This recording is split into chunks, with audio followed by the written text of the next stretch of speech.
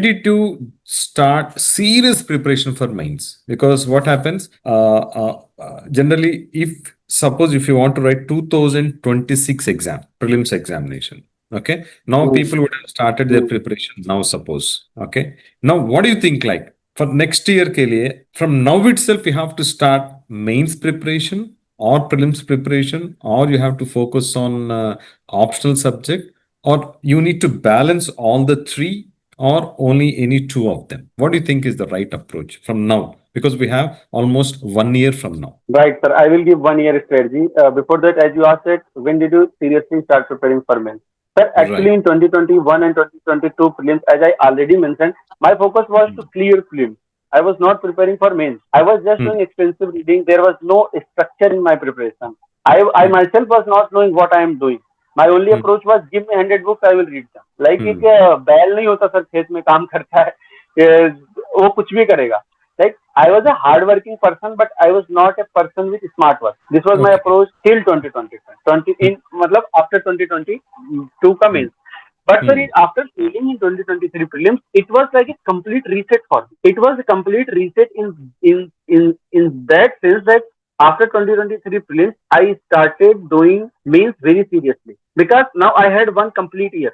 And now coming to your second question, which is for people who are giving 2026 prelims, what should be 1 year ka strategy? So, sir, I would say from now onward till the mid January or last January, one should give specifically time specifically to the mains. For 6 months, for 6.5 months, I say that give to the mains. And after January 15, like mid January or in January, one should shift completely to the prelims for 4 months. Giving 4 months time to prelims is very necessary. Now, you also asked one thing that how one should balance GS and optional.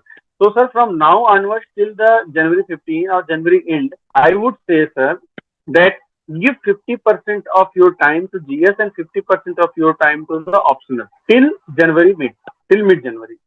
And after mid January, you have to stick completely to the prelims and also daily 1 hour to the CSAT. This is the sir broad strategy. Sir, you are not audible, sir. Your voice is muted. Yeah.